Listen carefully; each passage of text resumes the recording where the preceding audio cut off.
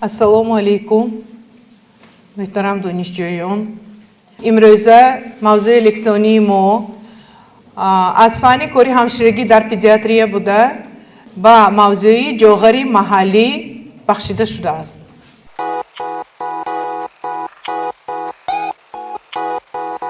барои гузаштан ба ин мавзӯъ мо бояд камтар ёдоварӣ кунем аз фанҳои анатомия ва физиология. ҳамаи шумоён дар курси 1-2 анатомия ва физиология омӯхтитон ва медонитон ки организми ҳар як инсон аз он вақте ки таваллуд мешавад дорои ғадудҳои дохилу соравӣ, яъне ғадудҳои эндокринӣ аст. инҳо як қатор мебошанд ва имрӯза ғадуде ки мо аз худ мекунем ва бемории онро аз худ менамоем, ин ғадуди сипаршакл мебошад. ғадуди сипаршакл тибқи ҷойгиршавии анатомӣ дар қисми пеши гардан ҷойгир шудааст ва дар сохтори худ ду қисм ва мобайн гарданак дорад. беморие ки имрӯз меомӯзем аз норасоии ёд ба назар мерасад. хеле ки қайд кардем фанни мо кори ҳамширагӣ дар педиатрия мебошад ва мавзӯи мо ҷоғари маҳаллӣ мебошад. имрӯза нақшаи дарси мо муқаррароти ҷоғари маҳаллӣ ё ин эндемикӣ мебошад. дуюм падидаҳои асосии клиникии беморӣ. сеюм парасторӣ принсипҳои муолиҷаи беморони ҷоғари маҳаллӣ ё эндемикӣ ва чорум пешгирии ҷоғари маҳаллӣ эндемикӣ мебошад. дар ин ҷо расме ки ба таври схема оварда шудааст ғадуди сипаршакл дар куҷо ҷойгир шудааст ва аллакай ин ба калоншавии ғадуди сипаршакл дар ин ҷо дар расм оварда шудааст. ҷоғари маҳаллӣ калоншавии авҷгирандаи ғадуди сипаршакл дар шархсонӣ дар минтақаҳои норасоии ёд дар муҳити атроф мавҷуд буда зиндагӣ кунанда. норасоии ёд пайвастшавии ҳосилшавии гормонҳои ғадуди сипаршаклро ба амал меорад ки он дар навбати худ ба тарашшӯҳи зиёди гормони тиреотропии гипофиз ки бо кӯтоҳ кардан ҳттҳ ва калоншавии ғадуди сипаршакл оварда мерасонад. дар минтақаҳои муайяни ҷаҳон вомехӯрад ки ба ҷоғари эндемӣ мебошанд. ин ҳам дар федератсияи Русия, кишвари Олтой, Поволжье, Кавказ, паси Байкал ва инчунин дар қатори ҳамин минтақаҳо низ Тоҷикистон мебошад. дар тамоми ҷаҳон зиёда аз 200 миллион беморони ҷоғари маҳаллӣ низ вуҷуд доранд. клиникаи ин беморӣ вобаста аз фаъолияти худи ғадуди сипаршакл ва дараҷаҳои калоншавии он вобаста мебошад. дар ин ҷо дар расм омадагӣ бенитон дар гардан варамии калон ба назар мерасад ки ин худаш зоб ё ҷоғар мебошад. дар ин расм ҷоғаре ки дар меъёр дуруст мебошад дар инаш ҷоғари калон шуда, яъне ғадуди сипаршакли калон шуда. намудҳои беморӣ эотиреоидӣ, гипотиреоидӣ ва ҳипертиреоидӣ. албатта ҳамотон медонитон ки ҷоғари маҳаллӣ бо ҳаҷми калон шудани ғадуди сипаршакл баҳо дода мешавад ва дараҷаҳои калоншавии ғадуди сипаршакл дараҷаи 0 мегӯем он ғадуд палмосида намешавад, лекин фаъолияташ аллакай пурзӯр аст. дараҷаи 1 гарданаи калоншуда палмосида мешавад, яъне ки дар ташхис гузоштан агар мо панҷаҳои дастумо кади гардани бемора бинем ба назар намоён не, лекин мо дастумо кади леракҳои калон кади ангуштҳои калон кади фаҳмида метавонем ки калон шудааст. дараҷаи 2 калоншавии ғадуди сипаршакл ҳангоми фурӯбарӣ намоён мегардад. агар шумо ягон тотон эндокринолог ба муроҷиат кардагӣ бошитон мегӯен ки саратонро бардориду қулт фурӯбарид мегӯен. ҳангоми фурӯ бурдан ғадуди калоншудагӣ намоён мешавад. ин дараҷаи 2 мебошад. дараҷаи 3 гардани ғавз аллакай ғадуд калон шуда ба сохти гардан тағйиротҳо нишон медиҳад. дараҷаи 4 ҷоғари ифоданок ки шакли гарданро қатъиян тағйир медиҳад.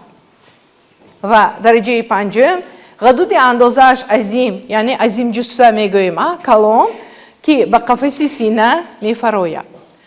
بینیتون که غدود سپارشاکل در جوی یکم دویم تقویی که ترخیه جوگیر بوده لیکن همه خیلی کلو میشد که تو قفس سینه میفراید. نمودی ایوتیرویدی با کلونشوی غدود سپارشاک موافق درجه پنجم به علامت ها میگذرد. حاضر گفتیم که درجه پنجمش به تو کجا میفرود غدود سپارشاکل تو قفس سینه میفرود لیکن علامت هاش در آن دیده نمیشود. نمودی هیپرتیرویدی هیپر زیاد شدن هیپر با کلونشوی غدود سپارشاکل با تیریوتوکسیکوزی وزنی درجه سیم ظاهر میگردد.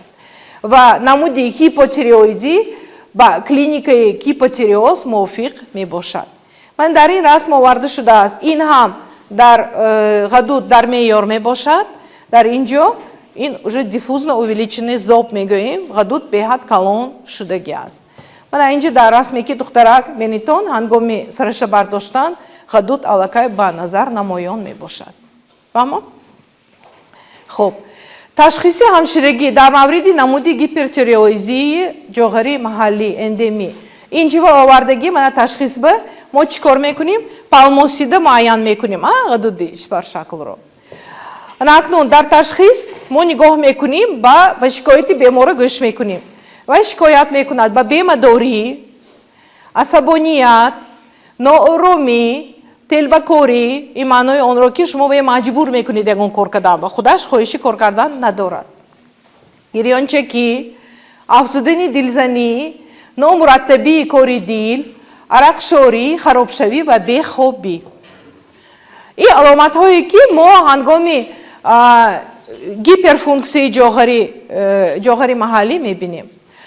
در تشخیص همشیرگی در مورد نمود هیپوتیرویدی جوهری محلی خنک یا که هوا گرم باشدم حساسی به خنک من خنک خوری دوستم میگه خواب آلودی پسشوی خاطره ایخه که دکان با شما حاضر گویتون که همین چیز را گیرون بیا میگه تو دویده رفته تو همون جای رسید نشه الکه از خاطرش میبرد و چی شما به فرستاده بودیتون زیادشوی وزن بدن شکم گرفتگی ریختنی موی خشکی پوست دغلشوی آواز یعنی آواز غوص میشود یعنی خیلی که دکان فهمو اکنون من چند بار تکرار میکنم شما بگی هنگامی ما بیمار نگاه کردن ما اجرا میکنیم چرا تعیینات دکترای و وظیفه های همشیره طبی از آن عبارت است که نگاه بین اجرا کنی آن نقشه معالجه‌ای که دکتر تعیینات میکند و پرستاری بیماران را در نظر داشته است.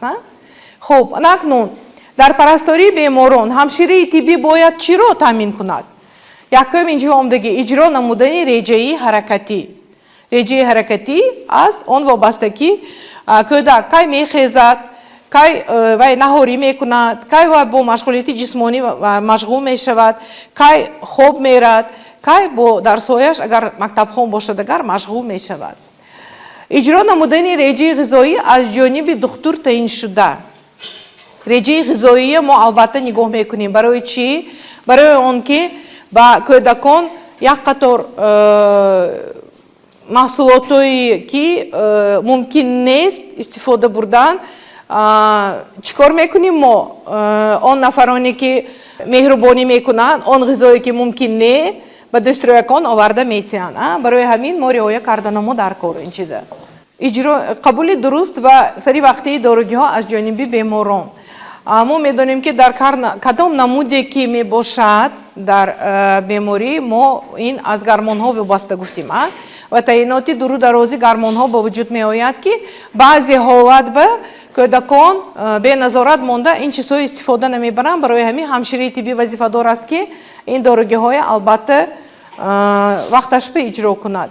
نظارتی به بیمار انتقادی آذوقه‌واری های از جانب خویشاوندان این حاضر قید کردیم نیاز نگاه کردن در کار.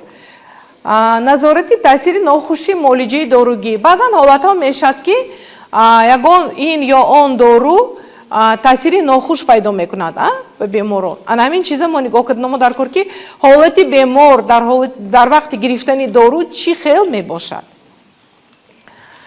نظارت فشار شریانی، نبض، وزن بدن.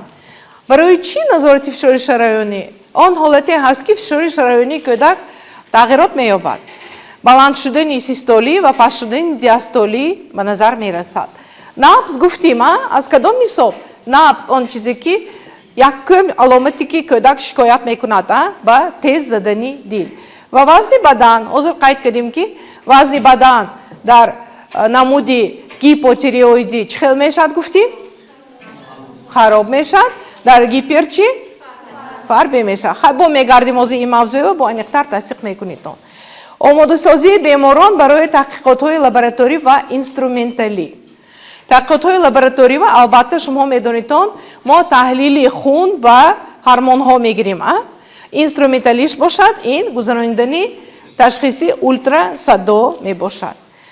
дар ин расм овардагӣ кӯдаконе ки бемории гипотиреоз доранд. ҳозир ин ба мегардем, инҷо ҳозир агар ёдотобо бошад гуфтагӣ будем ки пӯстои лобиҳо варам мекунад, даҳон забон калон мешавад, даҳон нимкушода, қадаш ва паканагӣ, кӯтагии дастон, варамиҳое ки дар дасту пойҳо пайдо мешавад ба намуди дастпӯшак ва мӯъзача мебошад дар ин кӯдакон. дар дигар навбат вазифаи асосии ҳамширии тиббӣ аз он иборат аст ки байни аҳолӣ, хешовандон, наздикон корҳои фаҳмондадиҳӣ, маърифатӣ, санитарӣ гузаронад. дар ин ҷо шумо бояд аниқу дақиқ ки кадом корҳое иҷро кардан дар кор дар ҳолати ба ин беморӣ гирифтор шудан ё барои пешгирии ин беморӣ ба аҳолӣ фаҳмонда диҳтон. акун дар ин ҷо суҳбатҳо бо беморон дар бораи аҳамияти риоя намудани реҷаи ҳаракатӣ суҳбат кардан дар кор ки бояд мо чӣ кор кунем? тарзи ҳаёти солимро риоя кунем, бо варзиш машғул шавем, ғизои дуруст истеъмол кунем. ғизои парҳезии таъиншуда. барои чӣ парҳезӣ мегӯем? дар ҳолате ки кӯдак ба ин беморӣ гирифтор мешавад, мо аз ғизоҳои тезу тунд, дудкардашуда, машруботҳое ки ба ҳайҷон оваронда дасткашӣ мекунем ки ин чизҳое хӯрданаш кӯдак мумкин нест. дар бораи манфиати қабули мунтазаму дурусти доругиҳо. дугонаато мегӯяд шумо ба ки ай духтур ба рафтам эндокринолог ба саршавии ҷоғар гуфтан антиструмин таъинот кардан хӯрдам 2 моҳ 3 моҳ дилам ба зад ҳозир хӯрдосагим немегӯяд. шумо бояд фаҳмонед ки ин доруя давомаша истеъмол карданаш дар кор ва зарур аст ки ба ин мондан мумкин не, чунки антиструмин ин яке аз доругиҳое ки пешгирӣ мекунад инкишофи вазнинтарии бемории ҷоғарро. ва ба беморон омӯзонидани қабули доругиҳо ба тартиб кадом вақт кадом вояшкадӣ мо бояд истеъмол кунем доругия. дар ташхиси лабораторӣ ва инструменталӣ инҷо оварда шудааст дар расм агар бенитон агар ин чӣ кор кардааст? таҳқиқоти фавқусадоӣ ғадуди сипаршалғӣ ё ки узи мегӯем, ультрасадо мегӯем. анаку вақте ки мо аппараткадӣ мебинем, инструменталӣ мегӯем ина ё олотӣ мегӯем, мо муайян мекунем ҳар як узва муайян мекунем дар кадом ҳолат аст. алалхусус дар ин ҷо ғадуди сипаршаклро. ҷабидашавии ёди 131 ин радиоактивни ёд мегӯянд аз ҷониби ғадуди сипаршакл. чӣ хел ҷабида мешавад? ҷабида шудани кам бошад агар ин маънои онро дорад ки дар организми кӯдак беморӣ инкишоф истодааст. Т3 ва Т4 ин ҳам гормонҳое ки мо дида метавонем дар хун, гормонҳои тиреотропии гипофиз. инҷоям мо аҳамият метиҳем ва миқдори холестерин. дар якта намудаш гуфтагӣ будем ки вазншавӣ зиёд мешавад.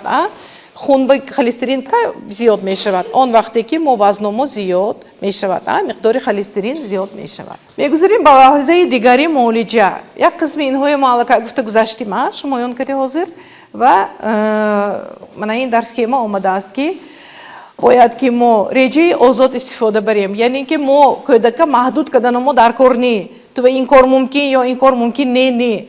кӯдак бояд дар реҷаи озод бошад. ғизои паҳрезӣ мизи рақами 15 ин ҳам ба ҳамаи шумоён шинос ки ҳамаи ғизоҳо ба ин кӯдак дар ин ҷо мумкин мебошад. лекин нӯшокиҳои ба таҳриқ оваранда, барангезонанда, ба ҳаяҷоновар, машрубот, таомҳои тез мустасно карда мешавад, яъне ки манъ карда мешавад. муолиҷаи доругӣ дар мавриди намуди сабук антиструмин рӯзи 0,5 ё 1 қошуқи ҳафтаи 1-3 маротиба.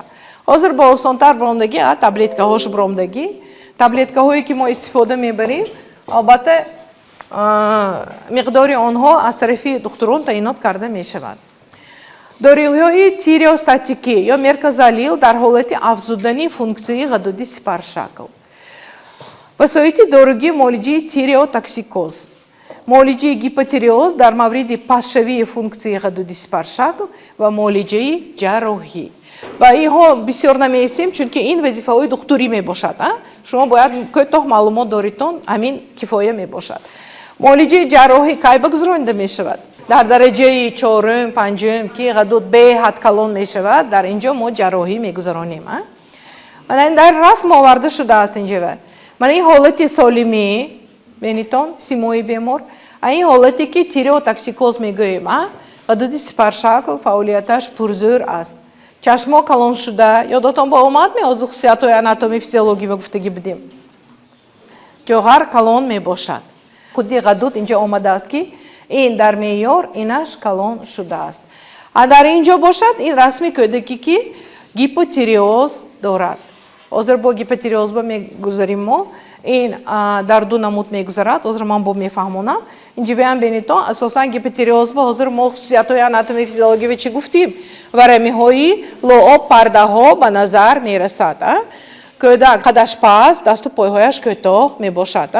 аз ҳисоби варамиҳои лообиҳои даҳону забон, даҳон нимкушода, забон калон ба ковоки даҳон намеғунҷад.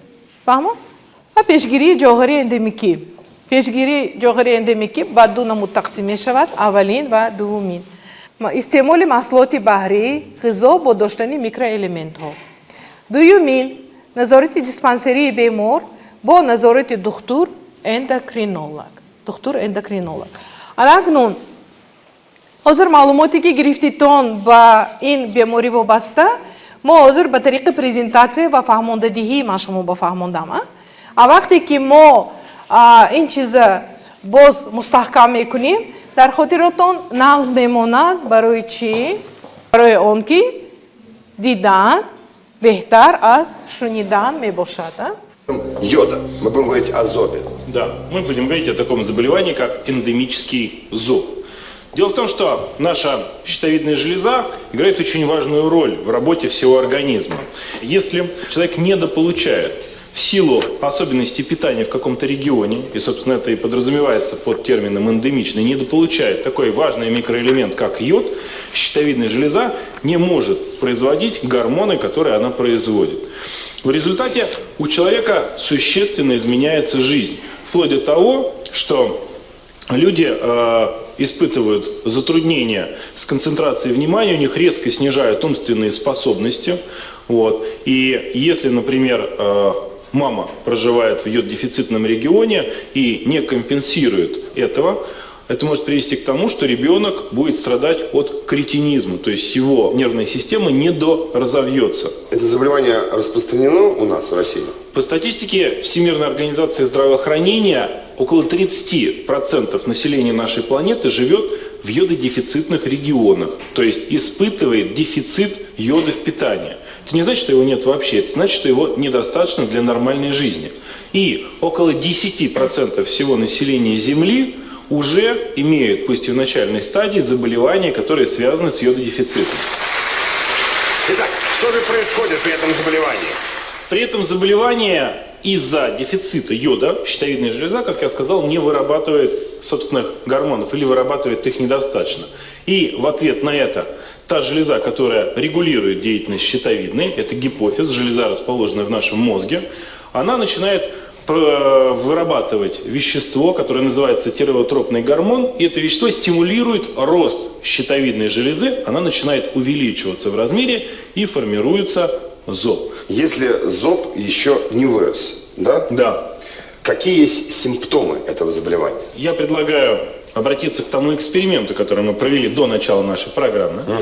Мы взяли одну из наших зрительниц и взяли у нее анализ крови на содержание этих гормонов. Напомню, что это гормон триодтиронин, который обычно означают аббревиатурой Т3, тетраиодтироксин, которые означают буквами Т4, и тиреотропный гормон, который обозначает аббревиатурой ТТГ. Т3, Т4 и ТТГ. Все это можно узнать при обычном анализе крови. При анализе крови на содержание гормонов вот этих. А давайте посмотрим, как это было. Здесь берется кровь из вены для того, чтобы выяснить, каков же уровень этих гормонов. Ну вот, мы взяли анализы, отправили их в лабораторию, и сейчас, думаю, самое время пригласить сюда Дарью. И наша зрительница Елена. Встречаем их. Здравствуйте. Здравствуйте, Елена. Даша. Добрый день. Готовы ли у нас результаты?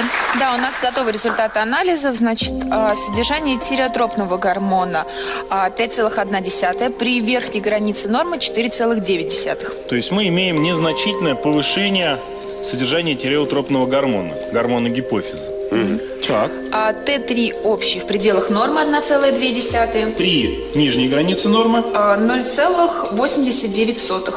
Ну, действительно, до нижней границы нормы еще не добрался уровень, но, тем не менее, он все-таки находится близко к ней. Т4 у нас равен 80, при диапазоне 62-150. Ну, то есть, в данном случае мы не можем говорить, что содержание этого гормона ниже нормы, но можем говорить, что оно находится в нижнем диапазоне. Таким образом, что же мы видим? Мы видим, что, несмотря на то, что два гормона щитовидной железы, Т3 и Т4, находятся в нижней границе нормы, тем не менее мы видим, что тиреотропный гормон здесь немного повышен. Это значит, что он компенсирует недостаточную работу щитовидной железы, и это может проявляться в таких симптомах, как утомляемость очень быстрая, увеличение продолжительности сна, увеличение массы тела. Но вот эти симптомы могут человека уже насторожить и заставить обратить внимание на его щитовидную железу. Давайте обратимся к нашей героине и спросим. Давайте поговорим с Еленой и благодарим Дарью за столь точные измерения. Спасибо, Даша, большое. Елена, ну, прежде всего, что у вас беспокоит? Щитовидной железы в размерах. Давайте посмотрим на экран и увидим, где расположена щитовидная железа. Вот она расположена на передней поверхности шеи, чуть ниже гортани, по обеим сторонам. И увеличение ее специалистами определяется в том числе путем пальпации. Продемонстрировать? Да.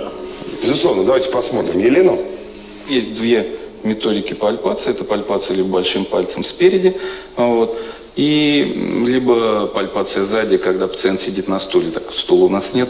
Вот, мы продемонстрируем. Так, щитовидная железа у пациентки практически не увеличена. Собственно, мы не видим каких-то изменений. Это норма. Ну вот, а что должно насторожить людей, ну, если они бреются с утра, либо там разминают свою шею и вдруг обнаруживают какие-то нестандартные уплотнения, может быть, увеличения щитовидной железы на своей шее?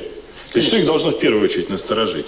Какие-то опухолевидные образования на шее, либо припухлость шеи. Если это появляется, то, если просто человек видит это в зеркало, он идет к эндокринологу, и эндокринолог путем пальпации определяет увеличение щитовидной железы и показания к ультразвуковому исследованию. Ультразвуковое исследование, исследование уровня гормонов, о которых мы говорили, вот это точные методы диагностики. Чем же чревато то, что это заболевание человек не лечит?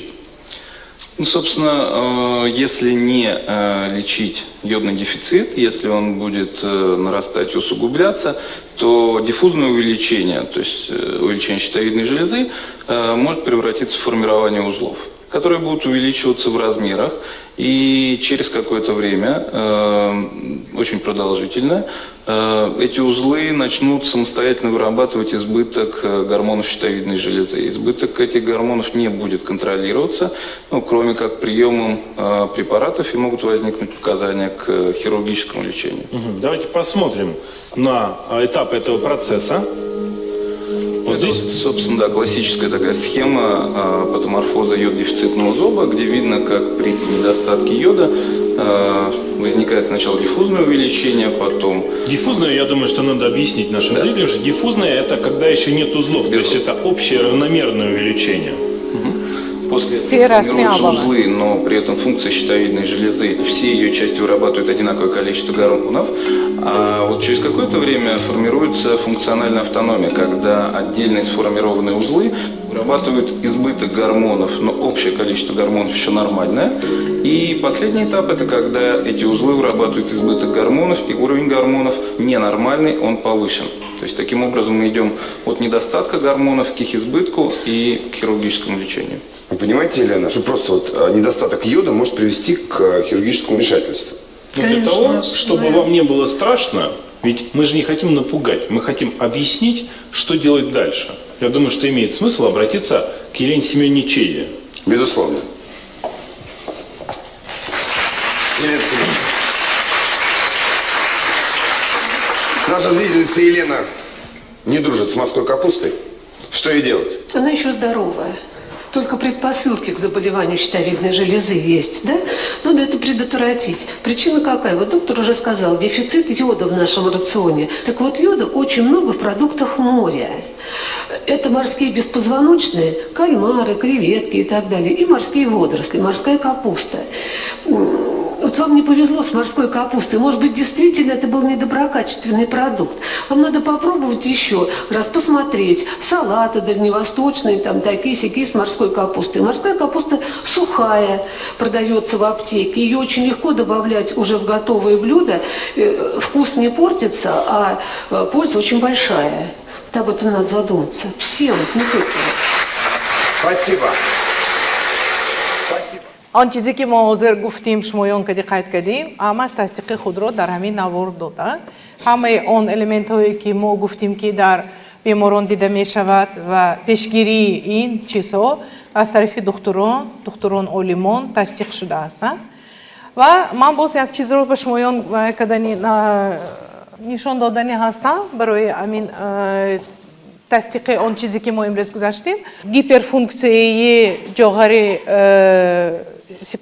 غدود سپارشاکل گپ زدیم و در نمود گیپافونکسیا گپ زدیم ما گفتیم که در نمود گیپرفونکسیا بیماری دیگر به وجود می آید این گیپرتیریوز می باشد و نمود دیگری بیماری در حالت پس شدن فعالیتش این گیپوتیریوز می باشد و من به شمایان یک گفتم ممکن структура графология омада кардам ки дар инҷо мо шумоён кардем ҳамто ҳамин чизҳое ки бояд мо қайд кунем гуфта гузарам ҷоғири паҳноёфтани заҳрогинӣ ё гипертиреоз мегӯем беморӣ дар натиҷаи истеҳсоли барзиёди ҳормонҳои тиреотропӣ ба вуҷуд омада ва ба калоншавии паҳнёфтаи ғадуди сипаршакл падидор мешавад сабаби беморӣ дар инҷо ирси аутоиммунӣ ва низ ба ҳам беморӣ омилҳо ба вуҷуд меоянд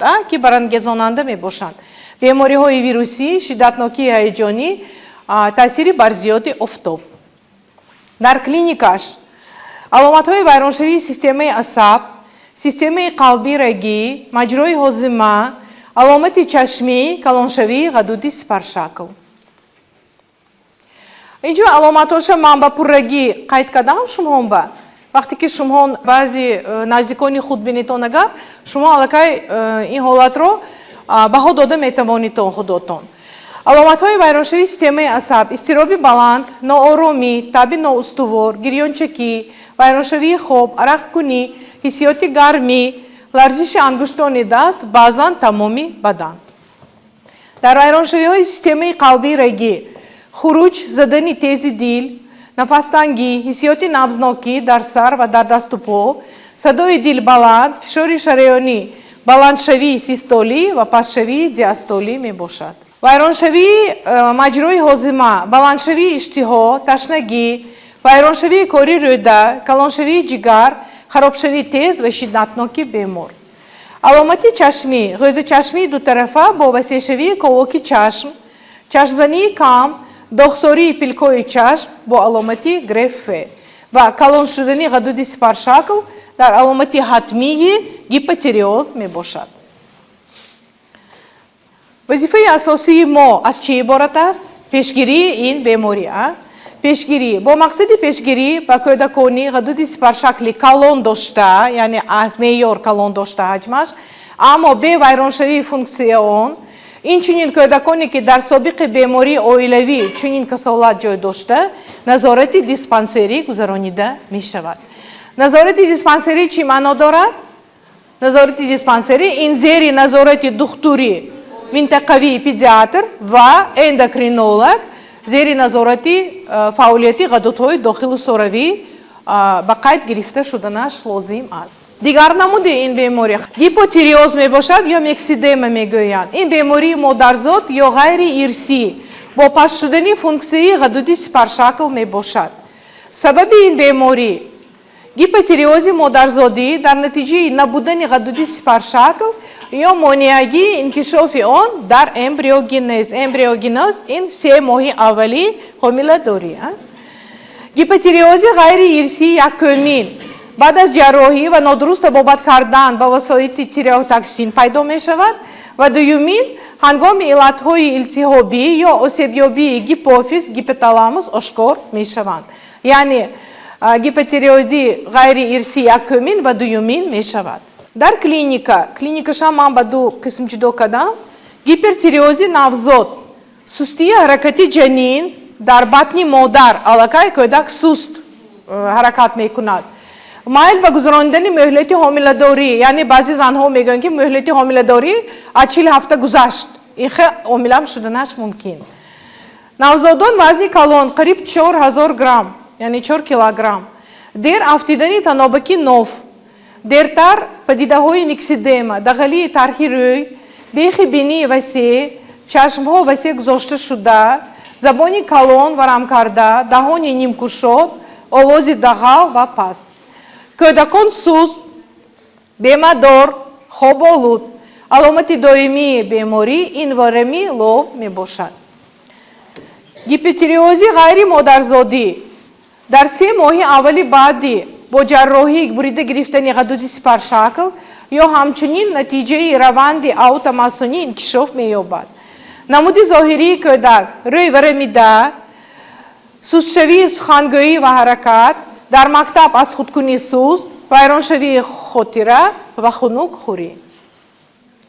ташхис: скрининг тесткунонии навзодон дар таваллудхона, ташхиси лаборатории пастшавии гормонҳои тиреотерапиро муайян мекунад ва пешгирӣ низ дар давраи батни модарӣ сар кардан лозим аст ба қайдгирии ҳомиладорон ки касолати ғадуди сипаршакл доштааст. ҳозир наворба доктор Агапкин гуфтанд ки агар ки модар бемории ғадуди сипаршакл ё ҷоғири эндемикӣ дошта бошад, агар кӯдакаш бо чӣ таваллуд мешавад? бо кретинизм. офарин, кретинизм таваллуд мешавад. барои ҳамин он нафароне ки дар назорати духтур меистанд бояд вақташ ба муолиҷаи худро гиранд. дар ҳамин лаҳза мо лексияи худро ҷамъбаст мекунем ва мехостам агар саволҳо ба вуҷуд омадагӣ бошад, ҳангоми гӯш кардан, дидани видеонавор саволҳо пайдо шудагӣ бошад, ман омода ҳастам ба ин саволҳо ҷавоб додам. Марҳамат.